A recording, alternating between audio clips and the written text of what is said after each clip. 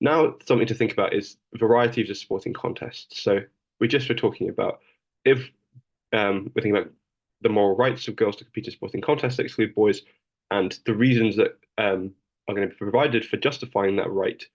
Um, what sporting contests are we talking about? So we can see here that I've put three different pictures of sporting contests that are featuring female athletes.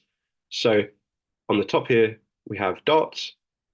In the middle, we have W Series, which was a offshoot of Formula One, which was women's only that ran for a while, and since has stopped running, but was very interesting while it was running at the time, and has interesting rule differences from Formula One because all of the athletes are competing in the same exact model of car, which is not the case in Formula One.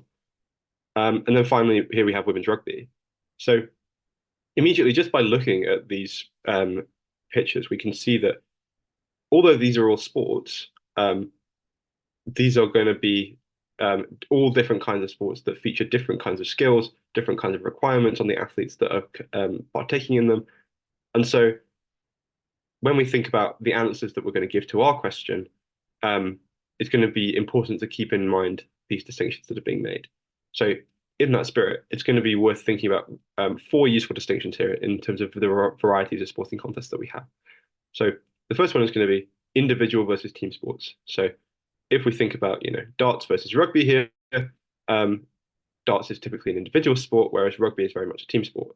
So is that distinction going to be important when we think about um, whether it's compelling that girls have a moral right to compete in sports that exclude boys? Um, so we might think that, in team sports, maybe there's less of a justification because girls could compete on mixed teams, which would have less of a where biology would have less of an impact because it's not something that's being shared by all the competitors. Similarly, we have a distinction between direct and indirect competition. So direct competition is something we're going to define as sporting contests where um, the actions of some players affect the actions of other players in real time. So, for example, again, we take rugby because the two teams are facing each other at the same time. The actions of one rugby player is going to directly affect what the other rugby players on the other team are going to be doing. Whereas if we take something like darts again, for example, darts players are competing against each other, but they're competing indirectly. It's not like because they take turns to compete. It's not like they're all throwing darts at the same time or something.